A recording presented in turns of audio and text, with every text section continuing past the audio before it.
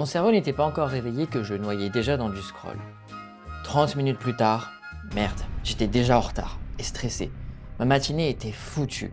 Et le pire dans tout ça, j'ai juste pris mon téléphone par automatisme. La première heure de ta journée, c'est ton pic de vigilance. Ton cerveau, il est au maximum de sa capacité d'attention, de profondeur et de créativité. Et moi, je venais de le noyer dans du scroll avec du contenu dont je ne me rappelle même pas. Ce que tu regardes là, c'est un contenu optimisé pour capter ton attention, pour t'expliquer comment est-ce qu'on capte l'attention aujourd'hui. Et dis-toi que c'est pas un problème de discipline, c'est un problème de design. Mais quand on commence à comprendre les mécanismes, on voit les choses d'une autre façon. Moi, c'est Charles Elliott, j'ai passé plus de 10 ans à concevoir ce genre d'interface. Je sais comment elles sont construites et pourquoi elles marchent si bien. Et si ce contenu t'intéresse, alors n'hésite pas à t'abonner. L'attention, c'est une marchandise vieille de plus de 200 ans. Initialement, des journaux étaient vendus à perte pour avoir une audience de masse. Aujourd'hui, on a des applications qui sont conçues exclusivement pour la capter. TikTok, Instagram Reels, YouTube Shorts, et j'en passe. Ce sont vraiment des échelles différentes avec des mécanismes ultra sophistiqués qui vont vraiment prédire ton comportement. Et ton attention, elle est revendue à des entreprises pour de la publicité, pour du marketing et surtout, elle est de plus en plus rare. Donc, elle est de plus en plus chère. Pour comprendre pourquoi tu n'arrives pas à t'arrêter, il faut d'abord comprendre ce qu'on te fait. Peut-être que tu as déjà entendu parler de dopamine.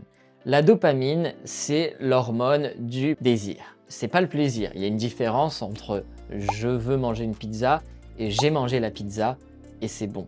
Ce sont deux systèmes qui sont totalement différents dans ton cerveau. Et pour que tu puisses revenir sur leur application, les entreprises vont utiliser un système basé sur la dopamine en 4 étapes. La première étape, c'est celle du déclencheur. On va chercher à déclencher une action grâce à une notification, un rappel ou un ami qui simplement te partage un short. Et cette action doit être la plus simple possible. Les actions que tu vas réaliser, elles sont toutes conditionnées par ton environnement. Aujourd'hui, pour déverrouiller ton téléphone, tu ne vas pas avoir besoin de rentrer ton code. Il suffit juste d'avoir une reconnaissance faciale. L'utilisation de ton application, comme par exemple TikTok, tu as juste besoin de swiper avec ton doigt pour changer de vidéo. Et en plus, la vidéo, elle se lance automatiquement. Tu n'as pas besoin de cliquer à chaque fois pour la lancer. Et il faut savoir que chaque être humain a tendance à économiser ses ressources. Donc pour une récompense qui est semblable, tu iras toujours vers la solution qui est la plus simple, la plus facile d'accès et la plus familière. Donc si finalement être content d'avoir vu une vidéo dans 0,3 secondes est la solution la plus rapide et la plus facile, ton cerveau, il se moque des conséquences qu'il y aura dans 6 mois. La troisième étape, c'est la récompense variable dopaminergique. Mais avant d'aller plus loin, est-ce que tu te souviens des 3 derniers shorts ou TikTok que tu as regardés? Moi, pas du tout. Cette récompense, elle est variable, c'est-à-dire qu'elle n'arrive pas tout le temps. Et comme elle est imprévisible, ça va pousser ton cerveau à réessayer de plus belle et te donner encore plus de dopamine. Concrètement, tu regardes un short, ça te plaît, donc ton cerveau va avoir un shot de dopamine.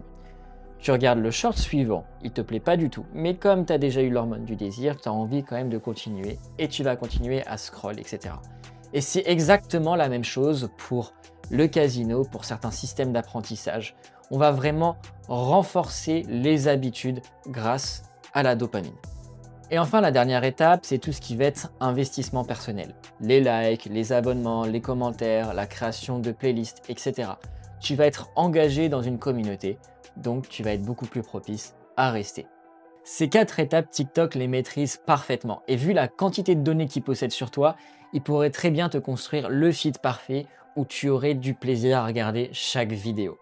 Mais ça n'est absolument pas dans leur intérêt, parce que plus tu prends de plaisir et tu t'habitues au plaisir constant, tu n'as plus aucun désir et donc tu finis par oublier l'application. Avec tout ça, TikTok, ils ont créé un vrai dispositif d'engagement. Même à tête reposée, ce serait super dur de s'en détacher. Et réfléchis-y une seconde, parce que beaucoup de références viennent de ces réseaux-là. Et quand tu discutes avec des amis ou des proches, généralement, tu n'as pas envie d'être le dernier petit canard à découvrir ces références-là. C'est ce qu'on va appeler notamment la FOMO. Et donc, ça va t'inciter à continuer de scroller. Dans tout ça, le cerveau il cherche quand même à garder une forme d'équilibre. Donc quand tu auras un pic de dopamine, de désir, il y aura toujours un creux, un ennui, un vide, un inconfort. On n'est jamais rassasié. Quand tu as atteint un objectif, tu vas aller vers l'objectif suivant. Et plus tu consommes de contenu, plus tu auras besoin de dopamine pour ressentir les mêmes effets qu'elle te procurait initialement. Et pourtant, tu auras d'autant plus l'effet opposé. Et c'est ce qu'on va appeler l'addiction. Et le souci, c'est pas juste les 30 minutes perdues le matin. Là, ce que je vais te montrer, c'est même juste la partie visible de l'iceberg. À cause des surstimulations brèves et intenses que peuvent apporter les shorts, ton cerveau va vouloir fonctionner à la même vitesse. Et c'est pour ça que parfois, tu vas avoir tendance à regarder ou écouter des audios ou des vidéos en x2. Lecture, études, travail profond, tout va devenir cognitivement douloureux et difficile à maintenir. 20 minutes de concentration, ça va être un effort réel pour toi. Et ton attention, elle va être modifiée vers une forme appelée attention partielle continue. C'est-à-dire que tu vas constamment être en état d'alerte pour avoir les dernières informations à la première heure et tu vas switcher entre plein d'outils différents, plein de tâches différentes, mais tu n'iras jamais en profondeur sur tous ces éléments-là. Résultat, on filtre moins bien les informations, on a des comportements qui sont beaucoup plus compulsifs et surtout on a des souvenirs qui sont plus fragmentés. On se rappelle moins bien des choses qu'on apprend. Et là, je t'invite à te poser cette question. La dernière fois que tu as fait une seule chose, sans regarder ton téléphone, sans musique, sans distraction, rien, juste toi et le silence. Ça remonte à quand? Scroller n'attaque pas juste ton attention, ça attaque aussi ton identité personnelle. On oublie trop souvent que la dopamine, c'est aussi ton moteur de la créativité, ton moteur de l'ambition et de l'exploration. En overdose, tu ne penses plus normalement. Et tu vas laisser plus de place à un système qui dicte ton futur, tes désirs, et qui est beaucoup plus compulsif par rapport au système qui dicte ton présent, avec le vrai plaisir et la vraie satisfaction. Sur les réseaux, on est constamment face à des vies qui sont idéalisées avec des opinions préformatées. Et on perd cette capacité à vraiment distinguer ce qu'on pense réellement de ce qui a été dit d'un certain contenu. Et les moments de silence, ils sont là pour ça, pour aussi faire le point avec nos émotions et avec nous-mêmes. Mais TikTok les enlève tous. On réagit en permanence plutôt que d'agir depuis soi-même. On est beaucoup plus propice à des achats compulsifs, nos émotions vont être beaucoup plus compulsives, ce qui fait que parfois on se rend compte de ce qu'on a fait après coup. Et parfois on a blessé quelqu'un. Ça fait mal. Alors qu'est-ce qu'on fait avec ça? On essaie de s'en protéger. Et c'est pas une question de discipline ni de volonté. C'est une question ou un problème de design. On va d'abord commencer par revoir notre environnement et la manière dont on interagit avec lui. L'objectif, c'est pas de te faire utiliser moins le téléphone, c'est de redevenir auteur de ton attention, de tes propres pensées, de ta propre vie. Il y a beaucoup de pistes concrètes pour ça, mais c'est l'objet de la prochaine vidéo, donc je t'invite à t'abonner si tu ne veux pas la rater. Ces interfaces ne sont pas des accidents.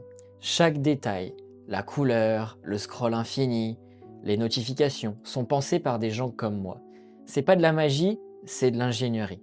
Et maintenant que tu connais les mécanismes, tu vas commencer à le voir partout. C'est un petit peu inconfortable au début, mais petit à petit, ça va te permettre de prendre conscience de certaines choses et de te préserver.